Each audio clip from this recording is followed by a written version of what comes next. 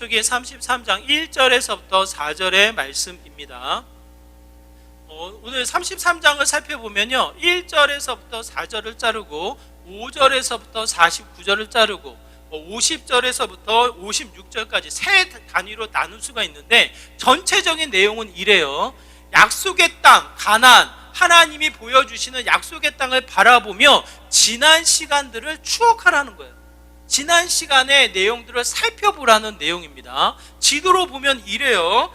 지도로 보면 애굽 땅에서 어떻게 됩니까? 모압 평지로 이르기까지, 애굽 땅에서부터 모압 평지, 오늘 이 본문의 배경이 되는 모압 평지에 이르기까지 그 경로, 노정이 어떻게 나타납니까? 그야말로 복잡하게 나타나요, 여러분. 우리가 꼭 기억해야 될 지명을 생각해 보면 시내산과 가데스 바네아예요. 시내산은 하나님의 임재가 상징되어지는 곳이라면, 가데스 바네아는 뭡니까? 가데스 바네아의 이 평지는 뭐예요? 그 광야는 불순종이에요. 불순종. 죄의 깊이로 하나님의 말씀에 불순종한 이 현장이 가데스 바네아예요. 이 네 명의 지역을 통해서 우리가 살필 수 있는 것은 단번에 약속의 땅으로 가지 않고 어떻게 됩니까? 광야를 돌고 돌아서 갔다라는 거예요. 이 경로를 오늘 본문 민수기 33장을 통해서 그 노정, 그 경로를 살펴라, 기억해라. 여러분, 왜 그렇습니까? 시간의 흐름 속에 주어지는 의미가 있는 거예요. 이 스티븐 잡스, 저는 이 스티븐 잡스가 세계의 발견을 통해서 인류의 어떠한 변화를 줬다고 저는 생각을 하거든요. 그게 뭡니까? 스마트폰이에요. 매킨토시를 통해서 노트북도 만들었지만 그 영향력은 크지 않았거든요. 그런데 이 스마트폰은 전 세계에 시대를 초월한 어린 아이에서부터 이 샬롬배 어르신들에 이르기까지 삶의 변화를 줬습니다. 그게 뭐예요? 들고 다니는 노트북이에요. 스마트폰. 이 변화를 일으킨 스티븐 잡스가 뭐라고 이야기하냐면 이렇게 이야기합니다. 미래를 내다보며 점을 이을 수는 없다. 오직 과거를 돌아볼 때만 그 점들을 연결할 수가 있다. 시대의 변화, 어떠한 이 시대의 발견을 통해서 미래의 영향을 줬던 스티븐 잡스가 뭐라고 이야기하냐면, 미래를 예측해서 미래의 방향성을 두고 점을 이어간 것이 아니라 뭐라고 이야기합니까? 과거의 일들을 점 찍어서 오늘과 내일로 연결했을 때의 새로운 발견, 자신의 삶을 통해서 변화를 일으켰다라는 거예요. 오늘만 성실히 살아가도 성실한 사람이다 이렇게 생각하지만 그 영향력은 제한됩니다. 미래를 기대하며 미래를 바라보며 달려가지만 과거를 생각하지 않았을 때의 미래가 열립니까, 여러분? 오늘 스티븐 잡스의 이야기를 생각해보면 쉽게 열리지 않는다라는 거예요. 자신의 삶의 실패, 자신의 삶의 여러 가지 이 상황들을 또 한 번 연결했을 때에 오늘과 내일이 열려 그야말로 많은 세상에, 많은 사람들에게 영향력을 주는 삶으로 나타나게 됐다는 거예요. 그 점을 보면 성경은 우리에게 이렇게 권하여 이야기합니다. 신명기 32장 7절의 말씀이에요. 신명기 32장 7절 같이 읽겠습니다. 시작.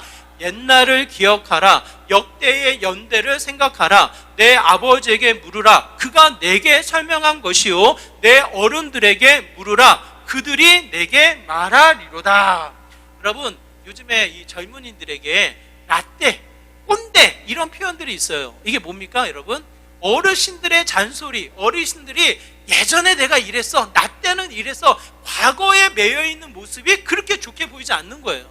새로운 시대에 발을 맞추어서 변화를 추구하기보다는 과거에 매여있는 모습이 뭡니까? 꼰대 혹은 이 라떼라는 이 불려지는 부정적인 이미지가 있다라는 거예요. 그래서 이 과거에 매여있는 것이 어쩌면 우리에게 올무가 되어서 새로운 변화, 새로운 발전을 방해하는 요소가 될 수도 있지만, 오늘 성경에 권하는 말씀, 스티븐 잡스가 이야기하는 내용은 무엇입니까?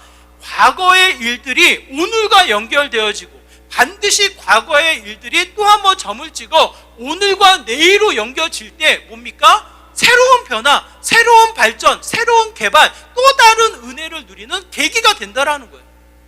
과거가 없이는 오늘이 없고, 과거의 이 이해가 오늘과 연결되어지지 않고서는 새로운 발전의 미래를 열 수가 없다라는 거예요. 그러므로 성경은 권하여 이야기하기를 옛날 일을 기억하라고. 오늘 우리가 살아가는 이 열심도 중요하지만 지나온 시간들의 일들을 또 한 번 분별하여 그 날들을 기억하여 그 날을 끄집어 당기는 일이 중요합니까? 아니면 가소롭게 우리가 쉽게 여겨야 합니까? 그렇지 않다라는 거예요. 충분히 가치를 여겨 점을 찍어 오늘과 내일로 연결할 일이 필요합니까? 안 필요합니까? 필요하다는 거예요. 우리가 과거에 매여서 꼰대라고 불려지면 안 되겠지만, 올무가 되어서 그것을 그냥 과거에 매여 있는 형태로 머물면 안 되겠지만, 또 한편 과거가 오늘을 열고 미래를 여는 지혜로운 역사로 임하게 되어야 한다는 거예요. 그런 의미에서 오늘 본문은 우리에게 또 한 번 이야기합니다. 지난 시간들의 경로, 출애굽 당시에 애굽 땅에서 나와 모압 평지로 이르기까지의 이 경로를 통해서 또 한 번 지난 시간들을 기억하라는 거예요. 그 기억을 통해 새로운 땅을 들어가기 전에, 새로운 시대를 열기 전에, 새로운 나라를 세우기 전에 또 한 번 오늘과 내일 하나님이 주신 은혜를 또 한 번 붙잡고 출발해 나갈 시작점을 우리에게 주신다라는 거예요. 여러분, 지난 우리의 인생살이를 한번 생각해 보시기 바라요. 우리 청년들로 따지면 20살, 21살 인생이 짧게 느껴질 수 있고, 또 오늘 우리가 축하한 것처럼 70세가 넘은 어르신들도 계시지만, 시간의 흐름 속에 나타나 있는 일들을 통해 오늘과 내일이 열린다라는 거예요. 그 자리에 하나님이 어떻게 비춰지고 있습니까? 오늘 본문에 나타나 있는 이스라엘 백성의 경로를 통해 하나님이 지금까지 우리를 어떻게 일하시며 인도하셨는지를 보여주신다라는 거예요.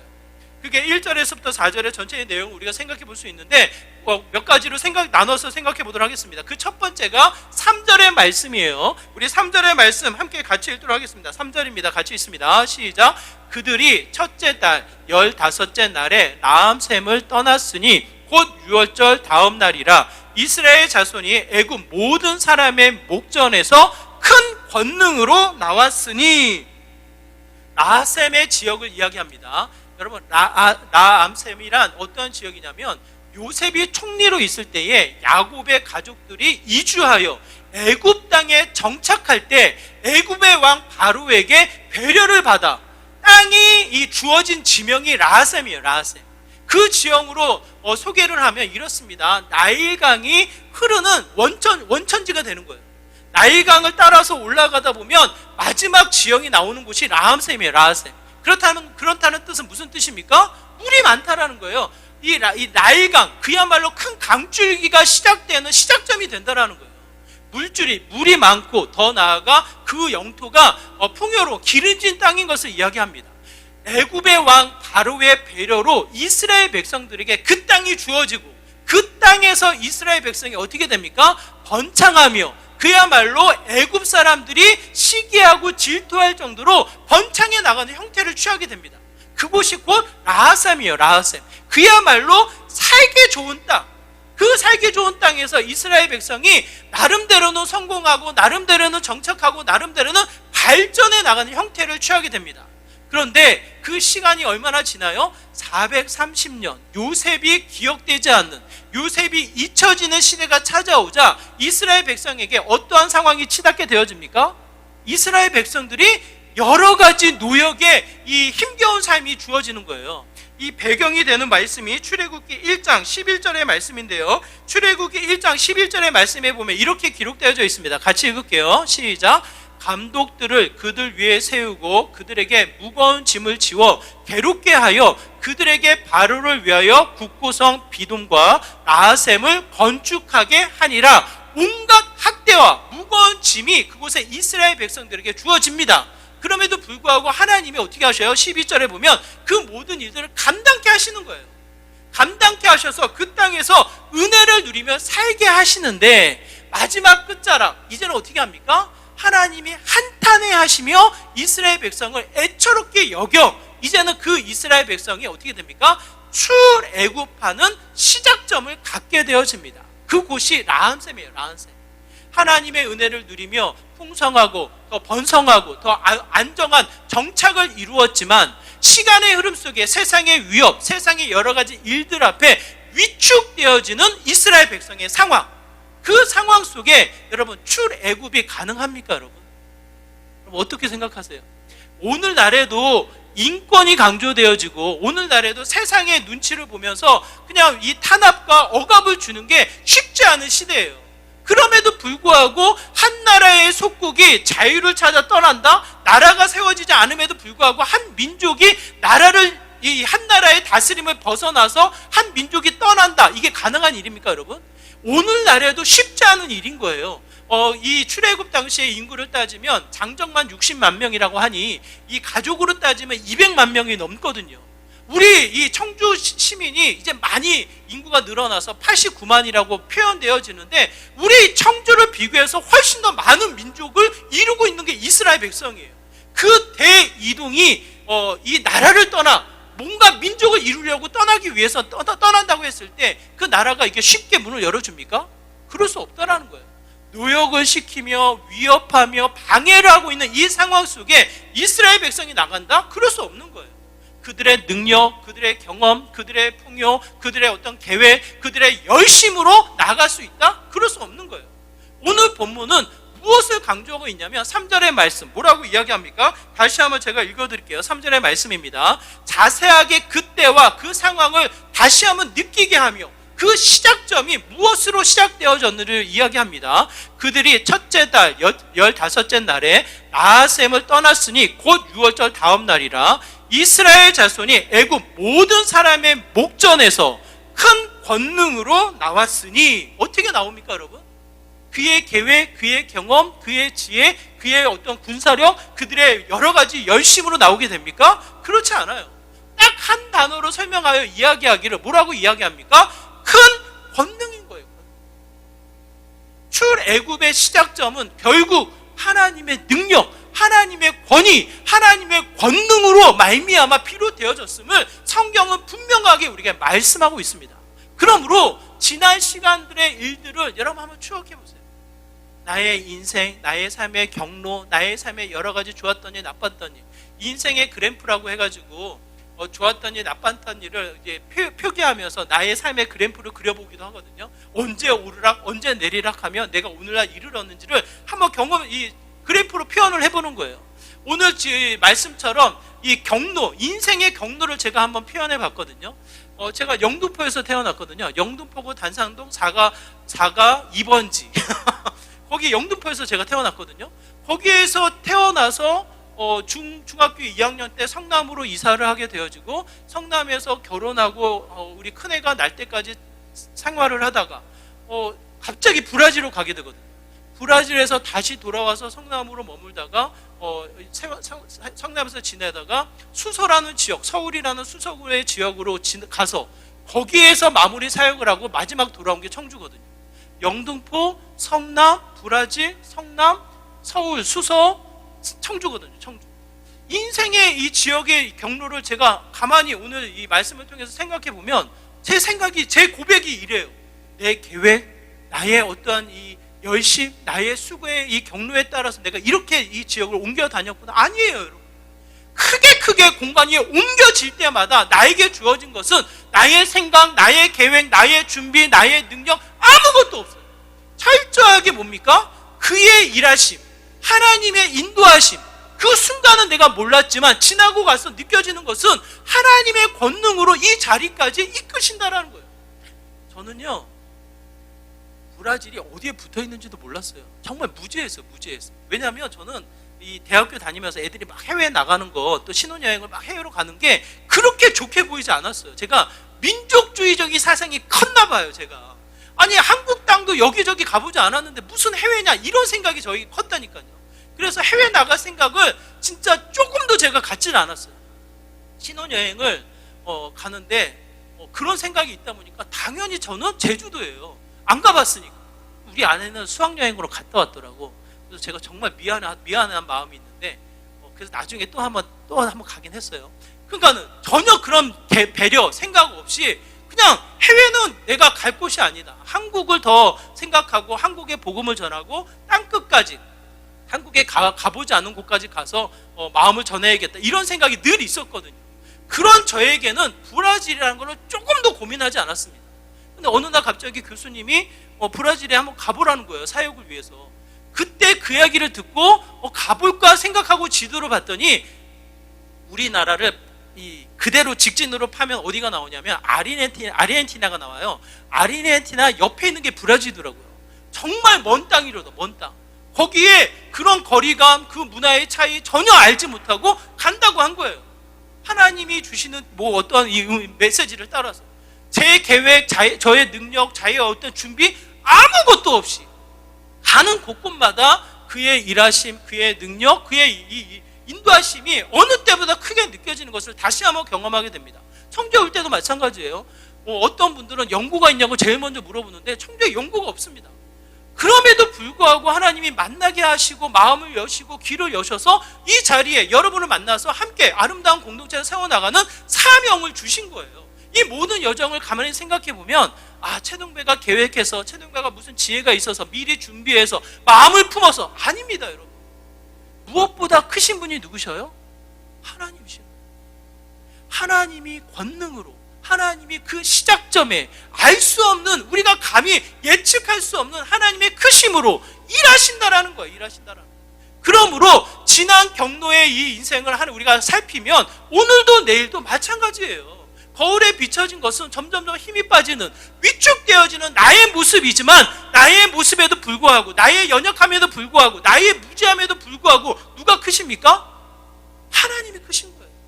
그의 권능으로 이 자리까지 오게 하셨다면 앞으로의 여정도 그가 이끄시며 그가 계획하신 대로, 그가 준비하신 대로 또 한 번 우리를 통해서 일하시는 분이 하나님이시라는 거예요. 그러므로 오늘 비춰진 우리들의 모습으로 실망하고 낙심하고 교만할 것도 없고, 또 우리의 모습이 좀 나았다고 해서 교만할 수도 없는 거예요. 철저히 지난 시간에 이루어진 하나님의 일하심을 통해서 본다면 그가 크시기 때문에, 그가 놀랍게 우리를 사랑하셨기 때문에, 지금 이 자리로 인도하셨기 때문에 우리가 지금 이 순간 하나님을 찬양하며 예배하게 됩니다. 그러므로 오늘과 내일을 또 한번 우리가 생각했을 때 그의 권능이 위축되지 않는 거예요. 그가 변함이 없으신 거예요. 오늘 나의 상황을 통해서도 동일하게 그의 권능으로, 그의 능력으로 이끄시는 분이 여호와 하나님이신 것을 성경 우리에게 말씀하고 있습니다. 그 이스라엘 백성을 이끄는 모세를 한번 생각해 보세요. 철저하게 자신의 생각, 자신의 능력, 자신의 권위로 앞세워지려고 할 때 모세가 할 수 있었습니까, 여러분? 철저하게 무너집니다. 실패합니다. 도망칩니다. 그게 모세의 40세에 힘이 있을 때의 모세의 모습이에요. 그런데 오히려 힘이 빠져있는 80세의 모세를 향해서 하나님이 부르시는 거예요. 모세가 이야기합니다. 하나님 아시잖아요. 제가 누굽니까? 전에 하려고 했을 때도 못했고 지금은 힘이 빠져서 양치고 있는데 내가 누굽니까? 내가 뭡니까? 그때 하나님이 뭐라고 이야기하십니까? 너는 너고 하나님의 권능함, 하나님의 일하심을 먼저 알게 하시는 거잖아요. 내가 너로 하여금 일하겠다라는 거예요. 그때 이 모세가 못한다고 이야기하지만 그 하나님의 부르심에 또 한번 반응해 나갔을 때에 철저하게 이스라엘 백성의 경로를 통해서 증명되어지는 것은 무엇입니까? 하나님의 크심이에요. 하나님의 권능하심이에요. 그의 지혜, 그의 능력, 심지어는 그들의 믿음조차 찾아보기가 어렵습니다, 여러분. 그만큼 하나님이 적극적으로 그들을 이끄시는 하나님의 일하심인 것을 이야기해요. 그러므로 우리가 또 한번 2026년도 가끔 이런 생각을 해요. 벌써 5월달이야? 이렇게 생각이 들지만 아직도 5월달이야? 교차해요, 마음. 뭡니까? 시간의 빠름도 느끼지만 또 한편 아직도 5월밖에 안 지났네? 이 무거움을 느끼는 거예요. 삶의 무거움. 그러면서 우리가 어떻게 됩니까? 힘이 빠지는 일들이 있어요, 없어요? 우리 젊은이들은 뭐 미래를 향해서 해야 될 일들이 너무 바빠서 그냥 쫓아가는데 바쁜지 모르겠지만 우리 청년들 보면 꿈을 상실해 버렸거든요. 미래가 없거든요. 그냥 오늘만 사는 거예요, 오늘만. 주구장창 오늘만 먹고 마시고 즐기면서 사는 게 현대인들의 모습이잖아요. 왜? 미래를 예측할 수가 없으니까. 뭐 미래에 대한 소망이 없으니까. 그러니 오늘만 산다 이런 생각이 많이 있거든요. 그러다 보니까 가정, 결혼도 안 해, 애도 안 낳겠다 이렇게 이야기하는 포기하며 살아가는 인생이 시대의 흐름의 청년들로 나타나요. 저는 그것이 곧 세상의 죄된 근성, 결국 나만 바라봤을 때 나타나는 현상이 아닌가 싶어요. 하나님은 어떻습니까? 나의 약함을 뛰어넘어, 나의 생각을 뛰어넘어 어떻게 합니까? 역사하시는 분이시거든요. 그러니 또 한 번 우리 청년들 누구를 바라봐야 합니까? 능력이 있으시고 권능이신 그 하나님을 바라볼 때 또 한 번 소망이 있는 거예요. 정말 계산이 안 나와. 어떻게 준비하고 결혼하고 애를 낳을지 뭐 계산이 안 나와. 그럼에도 불구하고 누굴 믿습니까? 우리는 내가 책임질게. 책임 어떻게 집니까? 우리가 낳은 사람도 버거운데. 결국 하나님을 의지해서 하나님이 주신 은혜로 그의 능력을 의지해서 나가다 보면 그가 이끄시고 채우시는 놀라운 일들을 경험하게 된다는 거예요. 저는 그게 교회이고 그게 목회자의 삶이라고 저는 생각합니다. 아무리 꿰어 맞춰도 계산이 안 나오거든요. 그럼에도 불구하고 잘 살잖아요. 하나님의 일하심이 느껴지잖아요. 이게 곧 은혜거든요. 저는 저와 여러분이 내가 책임지는 삶이 아니라 나의 능력으로 사는 삶이 아니라 하나님의 능력으로 하나님의 권능이 나타나는 믿음의 삶이 되기를 다시 한번 부탁을 드립니다. 여러분 이미 여러분의 과거가 그래요. 그 시작점을 여러분 한번 추억해 보세요. 우리가 잊고 사는 거지. 세상에 보여지는 거 누려지는 일들 때문에 내가 잊고 사는 거지. 잠깐 멈춰서서 지난 시간들을 보면 뭡니까? 하나님이 인도하신 거예요. 내가 생각하지 못했던 놀라운 점수로 학교를 가게 하시고 가는 곳곳마다 나름대로 만남의 축복, 형통한 길을 여시고 때로는 시험이 있어서 좌절되고 낙심됐지만 또다시 회복되는 은혜를 주시고 오늘 이 순간까지 하나님을 예배할 수 있도록 하나님을 믿고 하나님을 찬양할 수 있도록 누가 이끄셨어요? 하나님이 이끄신 거예요. 그 과거의 권능의 하나님을 오늘과 내일로 연결시켜서 또 한 번 소망하며 나의 연약함을 주님을 의지하며 달려나가는 시작점이 되어야 한다는 것을 이야기합니다. 그러므로 권능의 하나님이 지금까지 이끄신 나의 삶을 두고 오늘과 내일 일하실 것을 기대하고 또 한 번 그 하나님을 의지해 나아가는 믿음의 모습이 되어야 한다는 것을 이야기합니다. 더 나아가 두 번째로 생각해 볼 것이 4절의 말씀인데요. 우리 4절의 말씀 같이 한번 읽어볼까요? 4절입니다. 같이 있습니다. 시작. 애굽인은 여호와께서 그들 중에 치신 그 모든 장자를 장사하는 때라. 여호와께서 그들의 신들에게도 벌을 주셨더라. 뭐라고 이야기합니까, 여러분? 여러분 출애굽 나아삼에서 첫 출발을 이루실 때 하나님이 단번에 애굽 땅을 벗어나게 하지 않으셨습니다. 어떻게 하셨습니까? 몇 번에 걸쳐서 10번의 재앙을 통해서 이스라엘 백성을 놓아주셔요. 여러분 능력이 있으신데요, 권능이 있으신데 왜 하나님이 10번을 반복하십니까? 누구 때문에 그래요, 여러분? 여러분 분명해요. 하나님은 바로왕 때문에, 애굽 사람 때문에 그렇지 않습니다. 철저하게 이스라엘 백성들에게 각인시키도록, 이스라엘 백성들에게 선명히 깨닫도록 어떠한 일들이요? 그 마음의 우상을 제어하는 거예요. 애굽 땅에서 경험했던 430년 동안 이 어린 나이에서부터 이 장년에 이르기까지 시간의 흐름 속에 이미 체념되어진 자신의 삶 가운데 이미 배어져 있는 이방 신들의 문화가 어떻게 됩니까? 철저히 제거될 수 있도록 10번의 재앙을 하나님이 보여주시는 거예요. 그 대표적인 이 사건이 나일강입니다. 나일강. 여러분 이 중동 지역에, 이 사막 지역에 생명이라고 여겨지는 게 뭡니까, 여러분? 오늘도 우리도 마찬가지예요. 모든 도시가 결국은 어디에 이 형성이 되어지냐면 물줄기를 따라서 도시가 형성이 되어져요. 왜 그러냐면 마셔야 되거든요. 물이 있어야지 살거든요. 물이 있어야지 농사나 가축이 있거든요. 그러다 보니까 이 공업이 발전하기 전까지는 결국은 물줄기에 따라서 도시가 형성이 되어져요. 이 나일강이 크게 흐름으로 말미암아 나일강을 통해서 생명이 주어지고 그들이 장사 지내는 이 전통이 어떠한 전통을 따르냐면 죽은 자를 어디로 보냅니까? 죽은 자를 나일강에 떠나보내요. 생명이 되는 나일강을 통해서 생명이 주어졌다면 죽었을 때에는 또 물로 돌아가는 거예요. 나일강을 통해서 흘러가라는 거예요. 그게 곧 신앙이에요. 신앙. 그들에게 이 거짓된 신앙, 잘못된 신앙을 어떻게 합니까? 마시지 못하게 물을 바꾸어서, 피로 바꾸어서 이 나일강이 신이 아닌 하나님만이 유일한 신이며 하나님만이 그들을 벌할 수 있다라는 그 가치를 가르쳐 주시는 거예요. 10가지 재앙이 이미 애굽 땅에 베어져 있던 수많은 이방 신들을 하나둘씩 치시며 벌하시며 뭡니까? 하나님이 유일한 신인 것을 다시 한번 가르쳐 주시는 거예요. 그 가치를 4절이 우리에게 말씀하십니다. 장자를 죽임으로 말미암아 신들을 뭐라고 말씀하셔요? 벌을 주셨더라. 신들을 벌하신 분이 하나님이신 거예요. 그러므로 오늘 우리 본문을 또 한번 지난 시간들의 이야기를 통해서 우리가 기억할 것은 끊임없이 반복되어지는 우상, 내 마음속에 하나님을 믿고 하나님을 따른다고 하나님을 고백하지만 끊임없이 내 마음속에 생기는 또 다른 우상을 어떻게 합니까? 반드시 제거하도록, 하나님만이 유일한 신인 것을 또 한번 선포하여 이야기하도록 성경이 우리에게 말씀하신다는 거예요. 여러분, 우리의 마음속에 어떠한 상태가 있습니까? 하나님을 믿습니다. 최소한 이 자리에 나와서 이 아침 시간에 하나님을 예배하는 것은 하나님을 인정하는 거예요.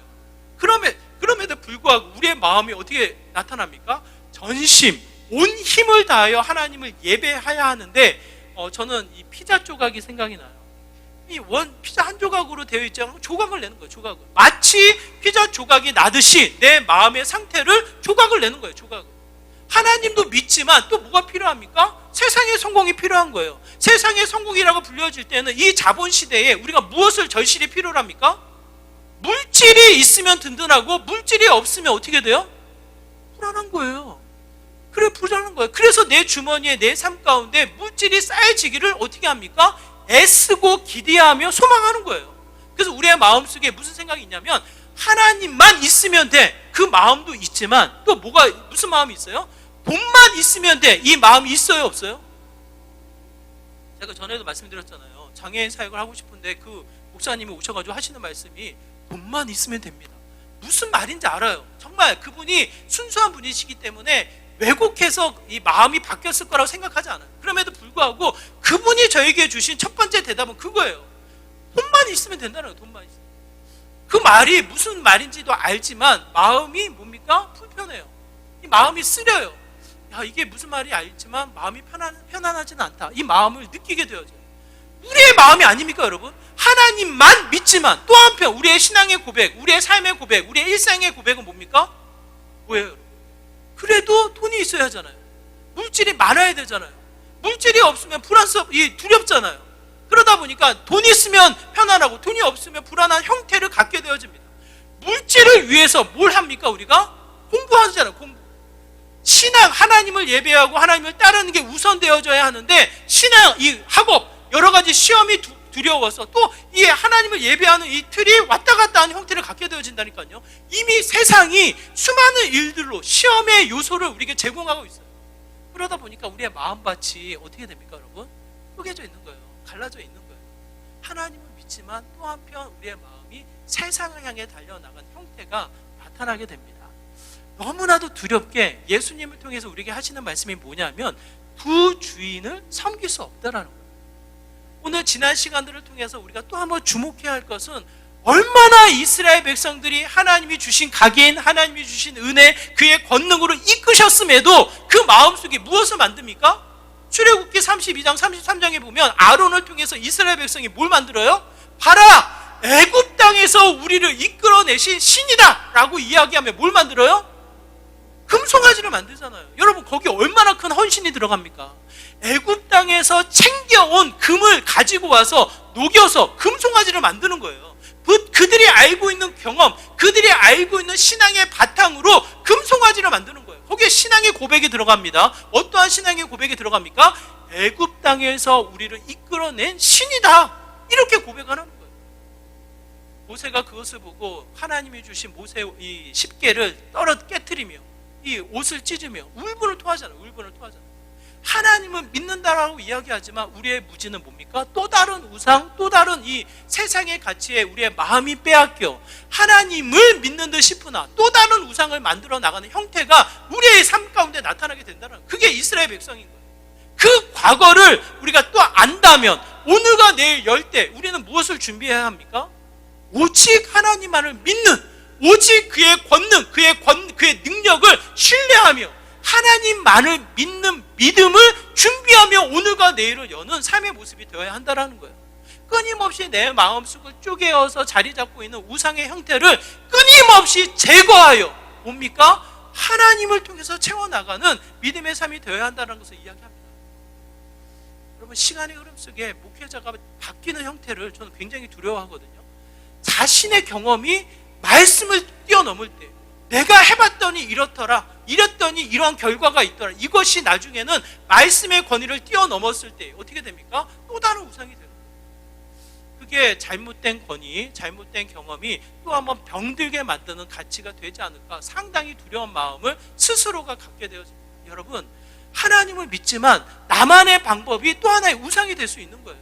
세상의 여러 가지 방식들이 치여서 나도 모르게 하나의 자리를 잡았을 때에 그것이 없으면 불안한 걸로 여겨지면 그것은 그 우상이 되는 거예요. 여러분 기억하시기 바랍니다. 하나님은 전심, 온심으로 하나님을 인정하고 따를 때에 그의 영광, 그의 역사가 이루어진다라는 거예요. 그것이 곧 충성으로 나타나게 되는데, 세 번째예요. 우리 1절과 2절의 말씀 한번 같이 읽도록 하겠습니다. 1절과 2절의 말씀입니다. 같이 읽겠습니다. 시작. 모세와 아론의 인도로 대우를 갖추어 애굽을 떠난 이스라엘 자손들의 노정은 이러하니라. 모세가 여호와의 명령대로 그 노정을 따라 그들의 행진한 것을 기록하였으니 그들이 행진한 대로의 노정은 이러하니라. 자, 1절 여러분 대우라는 단어가 나오고요, 2절 행진이라는 단어가 나와요. 이 용어가 어떠한 의미로 느껴지시나요? 일반적으로 우리가 사용되는 용어로 느껴지시나요? 아니면 특수한 어떤 집단, 조직에서 사용되어지는 단어로 느껴지시나요? 대우가 뭐예요? 대우? 예? 오와 열을 맞춰서 이 진영을 세운다라는 거예요. 우리가 지금 우리 기쁨의 교회도 체육대회를 하려면 이 짐을 챙겨서 먼저 선발대를 보내거든요. 우리 스타리아에 꽉 채워서 보내요. 테이블, 뭐 여러 가지 뭐 기타 요소들. 1박 2일을 할 때에는 이 밥도 먹어야 되기 때문에 짐이 더 많아져요. 여러분들에게 이 짐을 나눠서 싣고 가게 되거든요. 이 60만 명, 200만 명의 이 대이동이 이루어진다고 한다면 얼마나 이 동서남북 흩어지면서 챙겨야 될 것, 이 진영을 이루어서 가야 될 것이 얼마나 힘들겠습니까? 그 자리에 유일한 대장이 되시는 하나님이 어떻게 하셔요? 오열을 맞추시는 거예요. 진영을 세우시는 거예요. 그래서 발을 맞추어서 행진하라는 거예요. 거기에 이 2절 뭐라고 말씀하십니까? 2절의 말씀에 보면 강조되어진 표현이 여호와의 명령대로예요. 명령대로. 철저하게 오와 열을 맞추어서 간다라는 것은 여러분 조직, 군대를 생각해 보세요. 곧 한 사람의 명령에 따라서 수만 명이 오와 열을 맞추어서 행진하고 이 방향성을 정해서 달려나갈 때 효과적인 이동과 효과적인 일을 하게 되어집니다. 하나님의 명령이 뭐 이렇게 흐리멍텅하게 주어진 것이 아니라 선명하게 나타나요.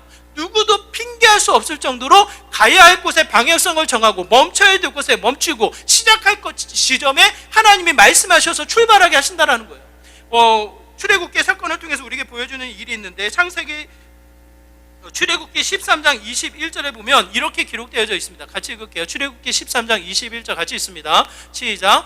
여호와께서 그들 앞에서 가시며 낮에는 구름 기둥으로 그들의 길을 인도하시고 밤에는 불기둥을 그들에게 비추사 낮이나 밤이나 진행하게 하시니, 뭡니까 여러분? 철저하게 그 이스라엘 백성의 진영의 대장이 되셔서 하나님이 가야 할 길, 멈춰야 할 길, 방향성을 알게 하셔서 이끌어 가신다라는 거예요. 우리가 알 수 없는 불기둥과 구름기둥을 통해서 효과적으로 이끌어 가시는 분이 하나님이신 거예요. 그 하나님 앞에 이스라엘 백성은 어떻게 해야 합니까? 충성으로, 순종으로 그 보여주시는 대로 한 걸음 한 걸음 가면 되는 거예요, 여러분. 그게 지나온 일의 미래, 은혜인 거예요, 은혜. 만약 그 말씀에 충성하지 않으면 어떻게 됩니까, 여러분? 다시 한번 지도를 볼까요, 여러분? 지도를 보면 애굽 땅에서 가나안 땅으로 들어가는 게 2주면 된대요. 14일 그 정도면 충분히 갈 수 있대요. 교통이 발달되어 있지 않아도 그 당시의 배경으로는 2주면 갈 수 있는 거리예요. 그럼에도 불구하고 오늘 지도에 보면 2주, 뭐 여기저기 그래도 시간이 좀 지연돼서 간다고 해도 2개월이면 충분히 갈 수 있는 거리라고 하거든요. 그런데 이 지도를 보면 어떻게 보입니까, 여러분? 심플하게 보여요? 복잡하게 보여요? 그냥 이 가까운 거리를 뒤로 하고 뺑뺑 도는 모습으로 다양하게 보이지 않습니까? 왜 그래요, 여러분? 하나님이 이 방향성을 상실해서 방황하는 것이 아니라 뭡니까? 철저하게 하나님이 알게 하신다는 거예요. 그의 인생의 시간을 통해서, 그의 인생에 주어지는 광야길을 통해서 뭡니까? 철저하게 뭐예요? 하나님의 말씀을 통해서 살아갈 때 살 수 있다는 거예요. 물로 사는 것, 먹는 걸로 사는 것, 자신의 성으로 사는 것이 아니라 하나님의 입으로 나오는 말씀으로 산다는 것을 또 한 번 광야 생활을 통해서 선명하게 알게 하신다는 거예요. 그럼 우리가 무엇으로 삽니까? 무엇으로 삽니까? 그래도 좀 공부해야죠. 그래도 좋은 직장 갖기 위해서 노력해야죠. 그래도 내가 일해야지 먹고 사는 거 아닙니까? 그래도 내가 뭘 해야지 그래도 하나님이 기뻐하시는 거 아닙니까? 맞아요, 여러분. 맞습니다. 그러나 진짜 우리가 살 수 있는 우리의 생명력은 일한다고 해서, 공부 잘한다고 해서, 내가 밥을 먹었다고 해서 사는 게 아니잖아요. 결국은 뭡니까? 하나님의 권능을 신뢰하고 나의 죄된 근성을 버리고 철저히 그가 알게 하시는 대로. 하나님은 말씀 안 하시던데요. 저는 정말 하나님이 보여주시면 그 길로 갈게요. 여러분 그렇게 말씀하시는지 모르겠지만 하나님은 핑계할 수 없을 정도로 알게 하시는 분이 하나님이십니다. 선한 양심을 통해, 말씀의 가치를 통해, 성령의 감동으로 누구도 핑계할 수 없을 정도로 알게 하십니다. 그게 하나님이셔요. 다만 그 하나님을 내가 인정하지 않았을 뿐이지, 내가 가야 할 그 길에 하나님을 인정하지 않는 게 나일 뿐이지, 마치 세상을 염려하며 나에게 주어진 것을 두려워하며 그냥 머물러 있는 게 나의 모습일 뿐이지 하나님은 알게 하신다라는 거예요. 그러므로 지난 시간을 통해 오늘과 내일을 우리가 준비한다면 여러분 기억하시기 바라요. 하나님은 이미 우리에게 말씀하셨습니다. 우리의 마음속에 선명히 기뻐하는 일이 무엇인지를 깨닫게 하셨어요. 그 길로 충성으로 순종으로 가면 하나님이 책임지는 삶이 된다라는 거예요. 지난 시간을 통해서 또 한번 우리가 추억해 보시기 바라요. 정말 하나님이 중요한 시점마다 하나님의 능력으로 또 한번 인도하시며 나의 죄된 근성을 끊임없이 회개케 하시며 돌이키셔서 이 자리로 인도하셨어요. 앞으로 오늘과 내일을 통해 우리가 살아갈 것은 철저한 하나님의 말씀에 순종으로 나아갈 것밖에 없다라는 것을 우리에게 말씀하십니다. 저는 그냥 내가 책임지는 삶이 아니었으면 좋겠어요. 바둥바둥 내가 뭐 한번 해봐야지 그냥 바둥바둥 사는 삶이 아니라 하나님 일하여 주세요. 하나님의 능력이, 하나님의 이끄심이, 하나님의 말씀이 성취되어지는 삶으로 나를 사용해 주세요라고 우리가 내 삶을 내어주는 삶이 되었으면 좋겠습니다. 그 자리가요, 우리가 생각했던 것보다 훨씬 커요. 영광이에요. 놀랍습니다. 그 삶으로 여러분이 달려가셔서 하나님의 능력, 하나님의 일하심, 그의 책임이 또 한번 선포되어지는 믿음의 삶이 되시기를 주님의 이름으로 축원합니다. 지난 시간들 꼰대로 멈추면 안 됩니다. 그 시간이 오늘과 내일로 연결되어져서 또 한번 하나님의 일하심이 확장되어지는 삶의 모습이 되어야 합니다. 그 시작점이 뭐예요, 여러분? 결국 하나님이 나보다 크신 거예요. 오늘 직면되어져 있는 연약함보다 훨씬 능력이 있으신 분이 그 하나님이신 거예요. 그 하나님이 지금도 일하시는 것은 나의 우상, 나의 마음속에 나눠져 있는 죄된 근성을 제하도록 끊임없이 일하시며 말씀의 순종, 말씀의 능력을 우리에게 더하십니다. 다시 한번 깨달아 하나님을 따라 하나님의 능력을 덧입어 하나님의 영광을 취해 나가는 믿음의 삶이 되시기를 주님의 이름으로 축원합니다. 하나님은 동일하십니다. 동일하신 그의 능력, 그의 인도하심에 또 한 번 순종으로 하나님의 책임, 하나님의 영광이 나타나는 믿음의 복된 삶 되시기를 주님의 이름으로 축원합니다. 우리 말씀을 기억하시면서 함께 기도하기 원해요. 하나님, 지난 시간 이 순간까지 이끄신 분이 여호와 하나님 크신 능력입니다. 그 은혜를 잊지 않고 오늘도 내일도 연결하여서 순종으로 하나님만을 믿는 믿음으로 또 한번 달려나가는 믿음의 시작점이 되길 소망합니다. 주저하지 않게 하시고 실망하지 않게 하시고 주님만을 바라보며 또 한번 소망하며 달려나가는 믿음의 삶이 되게 하여 주시옵소서라고 이와 같은 마음으로 함께 기도하며 나가도록 하겠습니다. 기도합니다. 하나님 아버지, 시간 한절한 마음으로 기도합니다. 지난 시간에 그 하나님, 나의 이 연약함, 나의 실수, 나의 죄된 근성보다 크게 일하셔서 이 순간까지 이끄신 여호와 하나님을 고백합니다. 앞으로도 하나님의 능력을 의지하여 주님의 말씀 앞에 순종하며 달려나아가는 믿음의 삶이 되기를 소망합니다.